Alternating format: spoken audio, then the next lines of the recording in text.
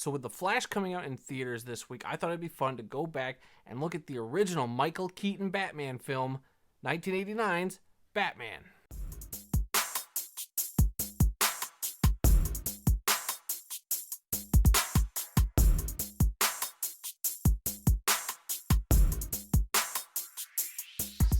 So Batman from 1989, the year I was born, directed by Tim Burton, is considered a classic amongst comic book films and really considered one of the first real serious superhero movies. It was dark, it was gritty, it had a tone all its own, and that's what made it really appealing. It was one of the biggest blockbusters ever.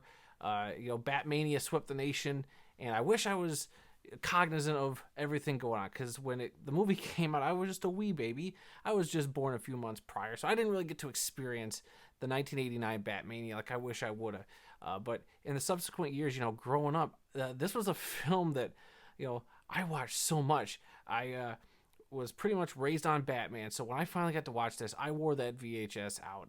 I watched it so many times, and this movie is one that I will always hold near and dear to my heart. So has it aged very well over the 34 years since it's come out? I would say in some aspects yes, and in some aspects no. But for those of you who have not seen the film, how have you not? The film's been out for 34 years.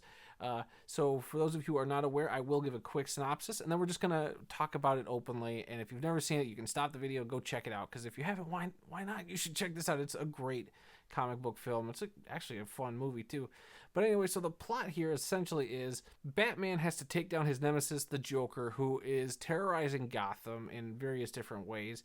And there you go. That's the plot. There's actually quite a few things going on here, but let's just get into it. Look, starting off, I love the opening of this film. It is, it starts off with the Danny Elfman theme, and it's one of the best movie themes and superhero themes out there. They absolutely crush it. It's that weird opening shot of like weaving in and out of the Bat logo with the music going. It really sets the tone, sets the mood. And then we hit the actual shot of Gotham, and it's a gothic, sad, dark landscape there, and I think they nail that tone. Tim Burton does a great job with this, just setting the tone early and just carrying that on throughout with bits of humor throughout. And actually watching it recently, there's way much more humor than I remember as a kid. I was definitely more focused on the superhero wing of it and not so much the humor. And some of the jokes obviously went over my head as a kid, but there's so many good jokes and a lot of good one-liners in this that, I actually appreciate now being a little older. And then you get to the cast, Jack Nicholson's Joker is iconic for a reason.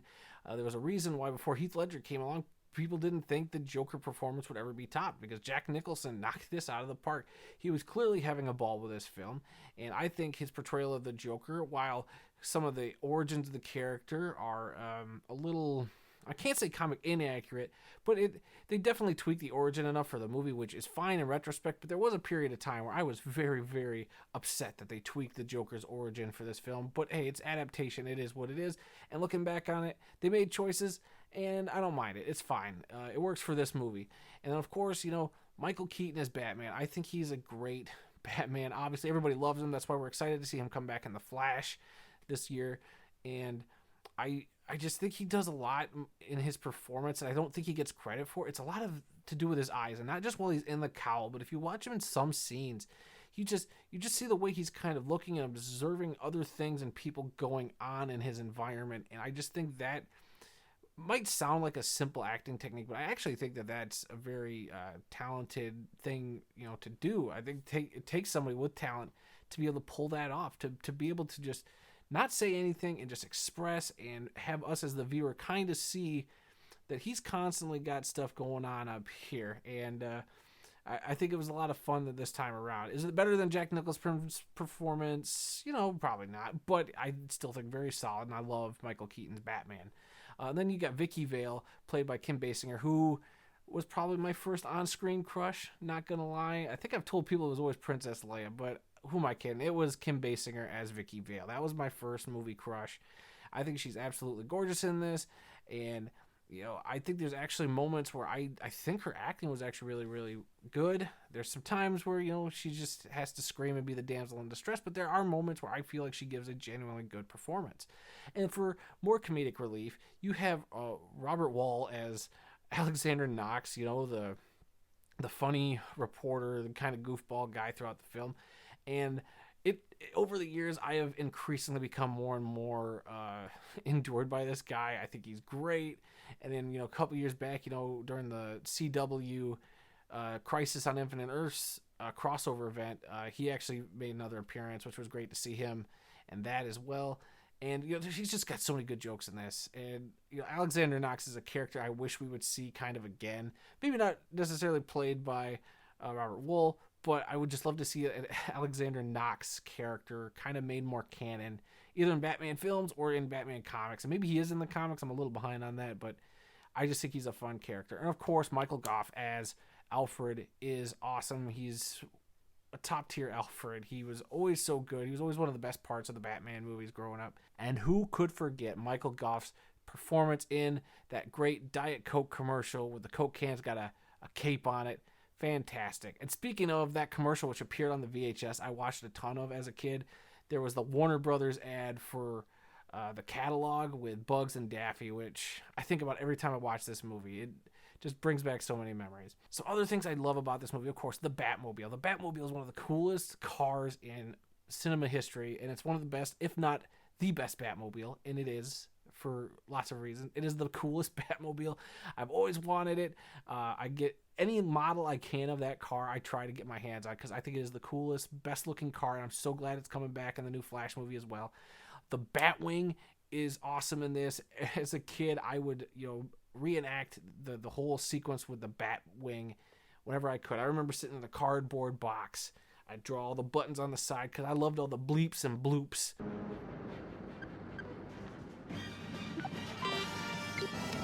From the buttons in the cockpit. I just think it was great. And, another thing that didn't... Okay, so one of the things that didn't age well with this film, especially, looking back on it, is Batman's a straight-up murderer. And for me personally, I don't think of Batman as a straight-up murderer, but in this film, he just straight-up murders people. In the next movie, he will straight-up murder people, and we'll get to that one. But it's just a conceit you have to make with this version of Batman and this era. Big blockbuster tentpole movie. You can't have your hero not kill bad guys. I mean... Okay, but eventually they would get, I think, the Batman character closer to the no-killing rule that I think a lot of fans maybe hold a little too close. They're a little too, Batman never kills. We can get off that ledge. It's a movie. It's fine. It's adaptation. You still have your comics. Chill. So as I've gotten older, I always notice more of the models and the different little sets they had to build to make the movie, using miniatures and all that stuff, which... as a kid, just seamlessly blend together, and I never noticed it as a kid, but now as an adult, you catch little filmmaking things like that, and I'm not saying that that's what hurts my outlook on the movie. It doesn't. It's just things you notice, and it doesn't really take me out of the experience of watching this film. I still get immersed in this film. I still enjoy this film. A lot of my negativity around this film actually revolves around some of the plot, and a lot of stuff's very convenient. I kept finding myself going, wait a minute, didn't that just happen? Or didn't that character die? So there's a lot of weird little things like that kind of took it back. The story's not super strong. It is pretty straightforward. If you heard my synopsis at the beginning, it's essentially Batman versus Joker for Gotham City. Chaos ensues. And they do try to incorporate a little bit of the element of Batman being a detective, kind of, sort of, but they don't really go all the way. I know Batman film really does do that until kind of the Batman a few years ago. I think that is more of the detective aspect of Batman. The Dark Knight had a little bit of it. This had a little bit of it, but not enough to be like Batman's a detective.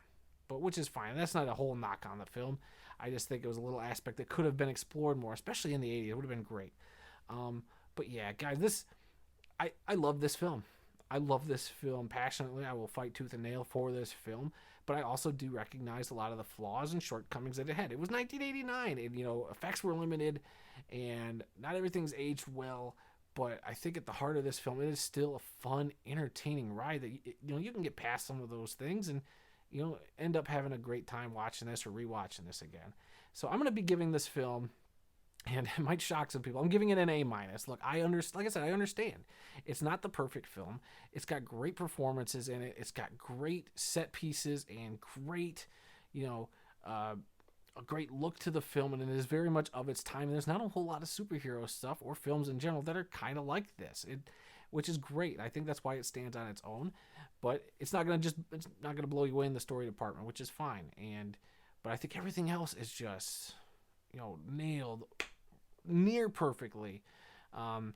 So yeah, what do you guys think? Are you guys fans of the 1989 Batman film? Are you a fan of Batman in general like I am? And are you excited for the Flash movie? Because I'm very much excited to see Michael Keaton return and whatever other surprises that may bring. And I'm going to be doing at least Batman Returns, and I'm trying to do one other DC film before we get to the Flash. We'll see. I'm trying to fit it all in this week before the Flash movie comes out.